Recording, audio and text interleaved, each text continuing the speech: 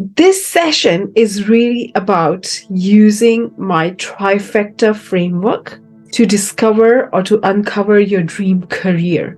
So it is more specific to the career you choose. Passion test is more like an overall picture of your dream life. You are now taking on the blank canvas, you're taking the paint, you're painting the beautiful image of your ideal life.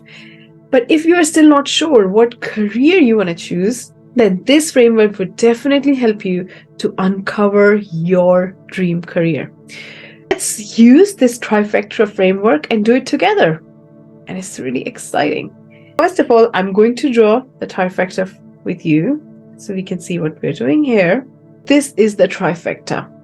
And this will really help you to find that golden thread that is running in your nerves, in your vessels, in your being, in the fiber of your being. That is your passion. That is your purpose. That is your dream career. Because we all are born on this planet on a bigger purpose, on something incredibly big. And our job is to discover it and plug into it so that we can tune into the universal intelligence and all the divinity and infinite part of us to bring it to our physical world and also make this world a beautiful place. I love the way my mentor Bob Proctor used to say that, like our hands were always there to work, our heart was there to beat and transport blood all over the body, our lungs were there to supply oxygen. Similarly, we also have a purpose. And when we don't follow that purpose, it's like we are not doing what we are meant to do, right? Imagine if our heart doesn't know that's supposed to beat and supply the blood. What's going to happen? We probably wouldn't be alive anymore, right? And unfortunately, still 85% of the people in this world don't follow their passion. They are not doing what they absolutely love. It is such a big thing. This trifecta model will really help you to uncover what you're really meant to do by tapping into your being, the core of your being. What is making your heart beat, right? What gives you that butterflies in your stomach? What is that thing that lights you up? And let me tell you this, when I started living my passion, I got obsessed with doing it more and more and more. Like, I couldn't stop myself. Sometimes I felt that people will say that she is crazy. All she thinks, breathes, and talks about is this one thing. But it does become our all-time encompassing obsession. Like, it is something we can't stop doing. And it is such a beautiful feeling.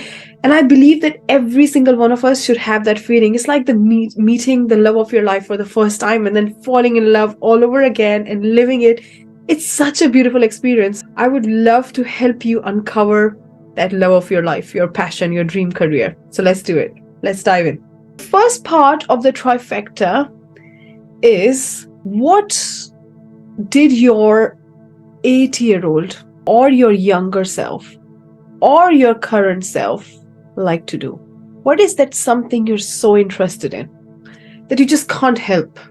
The reason I talked about 8-year-old, because the key is to really almost like scan back from as long as you remember in your life and really think and try to recall what were the things that you loved doing, like you just ended up doing, right? You just absolutely loved doing them and you didn't even know. It could be a kind of game you played or things you did and you just happened to do them, like every time you found yourself doing it because you just love it. And it may not be your direct profession or your current profession, but it's just something you just end up doing, right? It could be in your childhood and maybe it got faded away, or it could be that you still do it, or it could be at some part in your life, or it could be that it almost lights you up when you see someone else doing. So what is that thing? Let me give you my example. When I was 8 years old, I would come from school, I would put my bag, I wouldn't even have lunch, and I would just start teaching. I would take the paper, take notebooks, and take all my toys, put them, you would imagine that they're real people and I'm teaching them. And I would do that for hours and hours and hours. And I was the only child, I had nobody else to play with, so I did it for hours and hours. And that's something I just did, right? And as I grew up, I started teaching my cousins, other people, neighbors, kids. So teaching had always been my passion. But I was told that if you teach, you're not going to make a lot of money, you're not going to be successful. That's why I thought I wanted to be a doctor, but teaching was always my passion.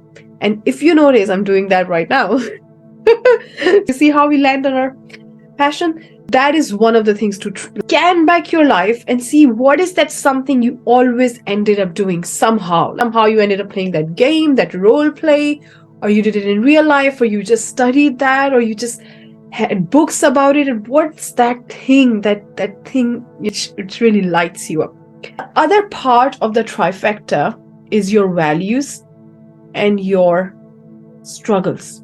What do I mean by that?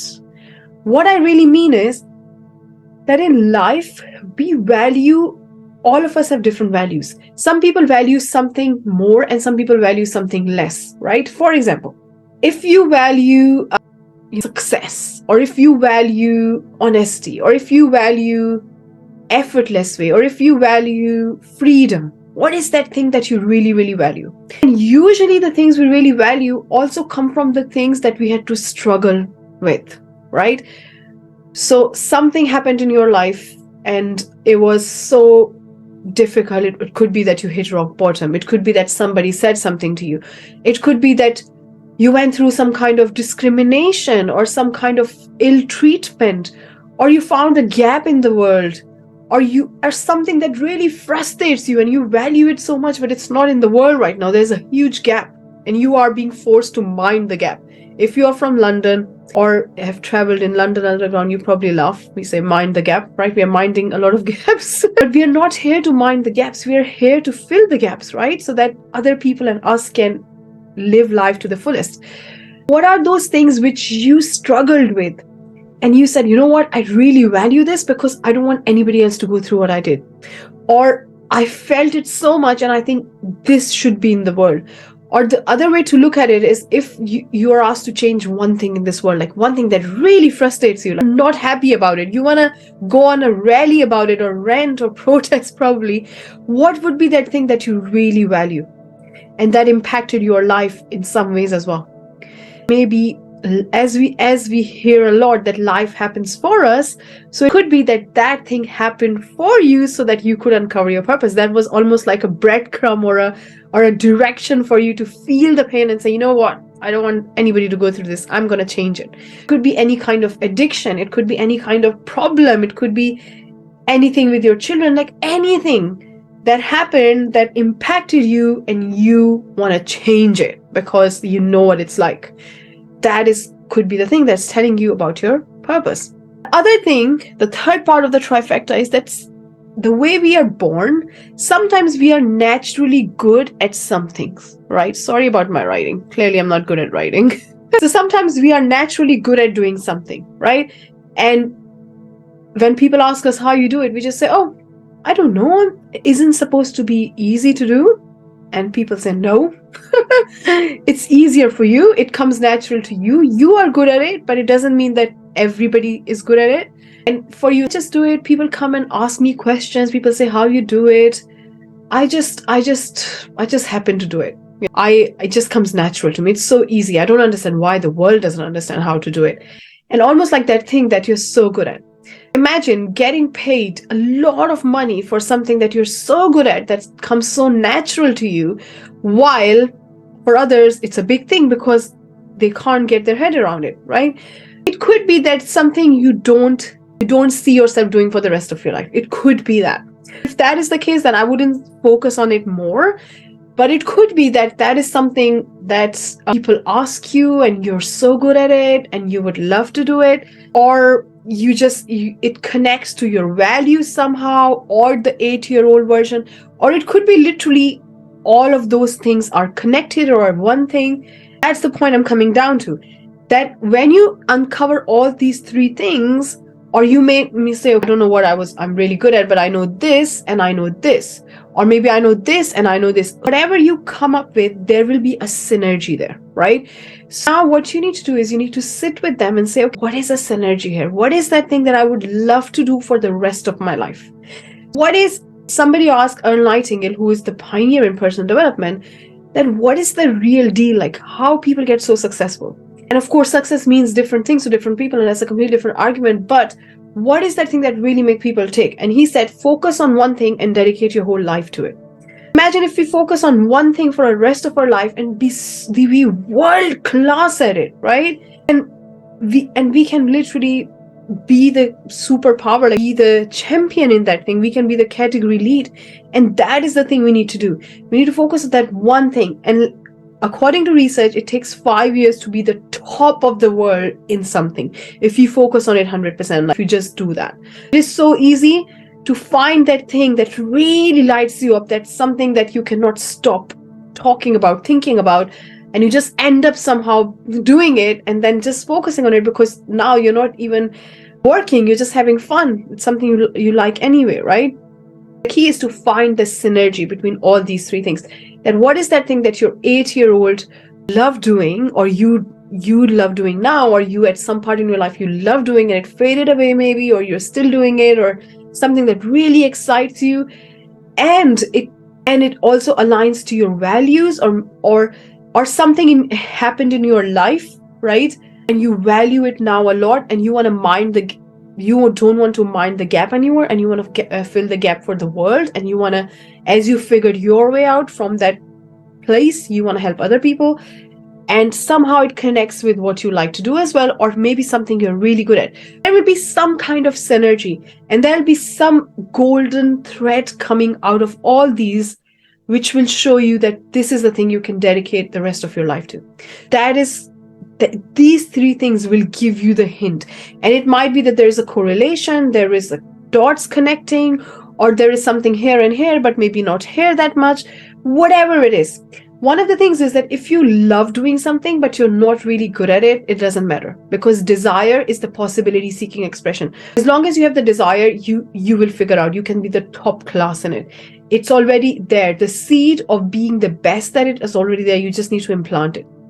Lastly, I want to share with you my example as to how I use this model to uncover my passion. So that can really help you, to give you some idea.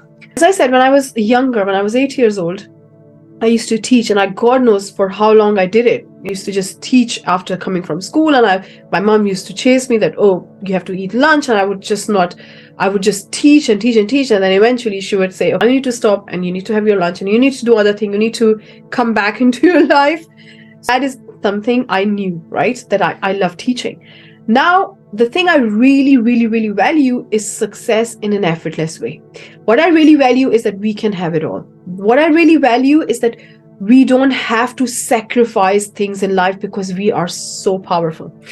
Where is it coming from? It is coming from my own struggle.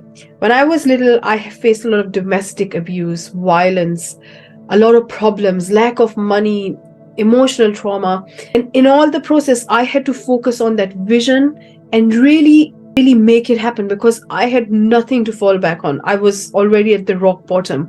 I was already struggling so much that vision almost kept me alive, that vision to have a better life, that vision to do better. And therefore, I really love talking about success, what makes people tick. I really want every single one of us to have all their desires fulfilled, because desire means it's already done, right? If you're dreaming it, that means you're tapping into a frequency. So for me, this topic of quantum leaping, this thing of unfoldment, growth, self-concept, this is my obsession, to the point that I feel that I don't know anything else to talk about. Like, I'm just obsessed with it. When I'm not talking about it, I'm thinking about it. When I'm not thinking about it, I'm probably feeling it. Or when I'm not doing any of that, I'm sleeping, and in my dream, I feel that I'm thinking about it. So it becomes obsession, right? I know that it gives me that feeling, that vibe in my body, that it is my thing. It is the love of my life, right? And that came from my struggle, from the thing I value, right? And also, I have been generally good at coaching other people. Even in my childhood, I used to coach my friends. Everybody used to come to me for advice. Everybody used to ask me, let's go and ask Anam, she would have better ideas and stuff. And it's not just that I am better. I'm no better than anybody. Like, in fact, we all are the same, really. That is a beautiful connection we all share. What I'm trying to say is that I always wanted to help. I always wanted to give advice. I always wanted to help in whatever way I could, right? That is something which I was naturally good at and I liked doing. I found a trend that I like teaching. I love talking about what makes people think, what is that thing that helps people break through to the next level, to quantum leap. and I love helping other people. So all that took me to coach other people about self-concept, right? That's how I unfolded, by using the synergies and by understanding the pieces and finding that pattern, right? And I know that now I am living my purpose, because I can't stop thinking, talking, and even when I'm sleeping, I probably am thinking about it. I'm sure I am, because I feel it, right? The key is that finding that thing that you're just obsessed with it. It penetrates every fiber of your being, and then it's a part of, this is who I am, instead of saying, oh, I don't like my work. I just wait for weekend. I wanna share this gift with the world. And when it comes effortless, when it's something we absolutely love, then I promise you, you don't have to ever work again in your life. I promise you, it is the best thing that ever happens to anybody, I feel, including me. It is the best thing that ever happened, that I stumbled on my purpose. Hopefully this trifecta can help you uncover what is it that you would love to do. And if you have any questions, please bring them to me, send an email to my team, and we would definitely help you. If you find that, oh, I'm not able to create this energy, or I don't know how to do that, we would love to help you, because this is such an important part of our lives. So I would end this with a quote, that there are two most important days of somebody's life. One is the day they were born, and the second day they knew why. Now we are uncovering why, right? It's your why. And I'll see you in the next session. Have a lovely time.